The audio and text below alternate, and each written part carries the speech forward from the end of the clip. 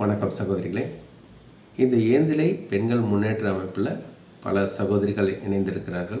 அவர்களை அன்போடு வரவேற்கிறேன். ரொம்ப மகிழ்ச்சியாக இருக்குது. இந்த அமைப்பில் இணையும் போது சகோதரிகளுக்கு ஒரு சின்ன பிரச்சனை இருக்கும், ஒரு தயக்கம் இருக்கும். என்னென்னா, ஏதோ ஒரு பொதுவான ஒரு அமைப்பில் சேர்றோம், இது மூலமாக நம்ம குடும்பத்தில் ஏதாவது பிரச்சனை வருமா, நம்ம உறவுகள் மத்தியில் ஏதாவது பிரிவுகள் வருமா அப்படின்ற ஒரு அச்சம் இருக்கும். இது எதனால் வருது அப்படின்னா, நம்ம மனித வாழ்க்கையோட இலக்கணமே இணைந்து வாழ்வது. அப்போது ஒரு குடும்பமும் இணைந்து வாழணும் அப்படின்றது தான் நம்ம வாழ்க்கையோடைய லட்சியம். அப்போ அந்த இடத்துல ஒவ்வொரு குடும்பத்துலேயும் ஆண் தன்மைகளும் இருக்கும், பெண் தன்மைகளும் இருக்கும். இப்போ இந்த ஆண் தன்மைகளுடைய சிறப்பு என்ன அப்படின்னு பார்த்தீங்கன்னா, பெண்களை நம்ம கவனமாக பார்த்துக்கணும், அவங்களுடைய பாதுகாப்பு நம்மளுடைய பொறுப்பு, அவங்களுக்கு எந்த மனக்குறையும் இல்லாமல் பார்த்துக்கணும் அப்படின்ற அந்த பாதுகாப்பு உணர்வு ஆண் தன்மையோட சிறப்பு. ஒரு சில இடங்களில் அது மிஸ் ஆனால் கூட பொதுவாக பார்த்தோம்னா ஆண்களுடைய தன்மைன்னா இதுதான் சிறப்பாக சொல்லலாம். அதே மாதிரி இப்போ அந்த ஆண்களோட ஒரு குடும்பத்தில் இருக்கும்போது, அது திருமணத்திற்கு முன்னாடி அப்பா அண்ணனாக இருக்கலாம், திருமணத்திற்கு அப்புறம் கணவன் குழந்தைகள் இப்படி இருக்கிற இடத்துல இந்த பெண்கள் தங்களுடைய தன்மையை எப்படி வச்சுக்குவாங்க அப்படின்னா, ஆண்கள் என்ன சொல்கிறாங்களோ அதுபடி கேட்டு நடக்கணும். நம்ம அவங்கக்கிட்ட சொல்லிட்டு செய்யணும். எதுவுமே அவங்கக்கிட்ட கேட்டுட்டு செஞ்சோம்னா இது சிறப்பாக இருக்கும் அப்படின்ற அவங்களுக்கான ஒரு சிறப்பு தன்மையும் அவங்க மெயின்டைன் பண்ணுவாங்க. இதுதான் வாழ்க்கையோடைய அழகு. இதில் நம்ம சிறிதும் நம்ம பிறளவே கூடாது, இதுலேருந்து மாறி போகவே கூடாது. இந்த இலக்கணம் அப்படியே இருக்கணும். அதே நேரத்தில் ஒரு சில இடங்களில் உனக்கு என்ன தெரியும், நீ வாயை மூடு, இதெல்லாம் உனக்கு தெரியாது, நான் பார்த்துக்கிறேன், நான் சொல்கிறத மட்டும் செய், ஏன் என்கிட்ட கேட்காம செஞ்ச, இந்த மாதிரியான பேச்சுக்கள் நம்ம பார்க்குறோம். இந்த நேரங்களில் பெண்களுக்கு கொஞ்சம் கவலையாகவே இருக்கும். அதே மாதிரி இந்த மாதிரி நிகழ்வுகள் இருக்கிறதுனால பெண்கள் மனநிலை என்ன ஆகிடுது அப்படின்னா, எதுக்கு தேவையில்லாமல் பிரச்சனை, இது அவருக்கு பிடிக்காது, அவருக்கு எது பிடிக்குதோ அதை மட்டும் செய்வோம் அப்படின்னு தனக்கு தோன்ற எண்ணங்களை எல்லாம் மனசுக்குள்ளேயே அடக்கிட்டு அதை வெளிப்படுத்த முடியாமல் வெளிப்படுத்துகிற இடத்துல இருக்கக்கூடிய அந்த குழப்பங்கள்லாம் அவங்களுக்கு ஒரு பிரச்சனையாகவே இருக்குது. அப்போ இந்த இடத்துல நம்ம என்ன செய்யணும் அப்படின்னா, மனிதன் அப்படின்னாலே ஒரு ஃப்ளெக்சிபிள் கேரக்டர் எப்போவுமே, அதுவும் மனித இலக்கணம் தான்.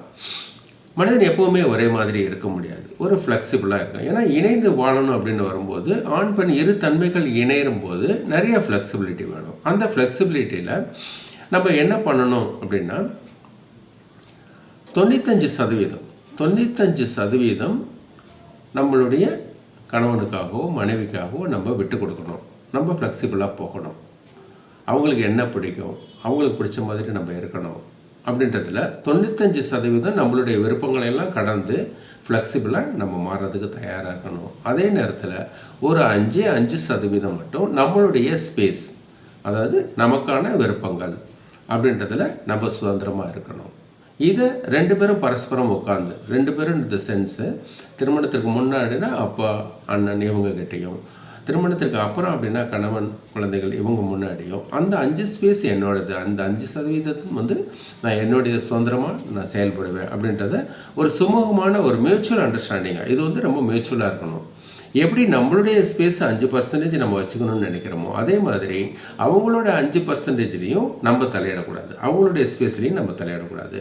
ஃபார் எக்ஸாம்பிள், இப்போ பெண்களுக்கு ஒரு குழப்பமான ஒரு சூழ்நிலை மனநிலை இருக்கும்போது அவங்க அம்மா கிட்ட பேசுனா கொஞ்சம் ஆறுதலாக இருக்கும் அப்படின்னு நினைப்பாங்க. அப்போ அந்த மாதிரி பேசிகிட்டு இருக்கிற நேரத்தில் ஆண்கள் காலையில் தானே பேசினேன், அவங்க என்னை மதிக்கிறதே இல்லை, நீ எவ்வளோ நேரம் பேசுவ, இது ஏன் இப்படி பேசுனாங்க, அன்னைக்கு இப்படி பேசிட்டாங்க அப்படின்னு அவங்கள நடுவில் இடைஞ்சல் பண்ணக்கூடாது.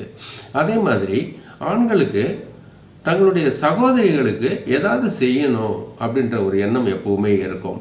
அவங்க எப்படி நடந்துக்கிட்டாலும் அவங்களுக்கு செய்யணுன்ற ஒரு விருப்பம் அவங்களுக்கு இருந்துகிட்டே இருக்கும் மனசில். அப்போ அந்த இடத்துல உங்கள் தங்கச்சி அன்னைக்கு இப்படி பேசிட்டாங்க, உங்கள் அக்கா நம்ம வீட்டுக்கு வர்றதே இல்லை அப்படின்னு போட்டி போட்டு அவங்களுடைய மனசை காயப்படுத்தக்கூடாது. இது மாதிரி இது ஒரு உதாரணத்துக்கு தான் சொல்கிறேன். ஒரு சில பெண்களுக்கு ஆடைகளில் ரொம்ப நாட்டம் இருக்கும், நிறைய புடவைகள் வச்சுட்ருப்பாங்க, அது அவங்களுடைய ஸ்பேஸாக இருக்கும். அதே மாதிரி ஆண்களுக்கு சில நேரத்தில் மன உளைச்சல் இருக்கும்போது ஒரு சிகரெட் பிடிச்சா நல்லாயிருக்கும் அப்படின்னு அவங்களுடைய ஒரு ஸ்பேஸ் இருக்கும். இந்த மாதிரி பரஸ்பரம் இது வந்து எல்லாருக்கும் ஒரே மாதிரி இருக்காது. இதுதான் ஸ்பேஸ்ன்னு நான் சொல்கிறதையும் நீங்கள் எடுத்துக்கூடாது, இன்னொருத்தருடைய ஸ்பேஸையும் நீங்கள் ஃபாலோ பண்ணக்கூடாது. உங்களுடைய குடும்பம், உங்களுடைய கணவர், உங்கள் மனைவி, இவங்களுக்கு பரஸ்பரம் என்னென்ன விருப்பங்கள் இருக்குது அப்படின்றத ஒரு 5% ஸ்பேஸ் நீங்கள் வந்து அதை உருவாக்கி அதை செயல்படுத்துறீங்கன்னா இந்த அமைப்பிலையும் நீங்கள் சுதந்திரமாக செயல்பட முடியும். ட்ரை பண்ணி பாருங்கள். நன்றி.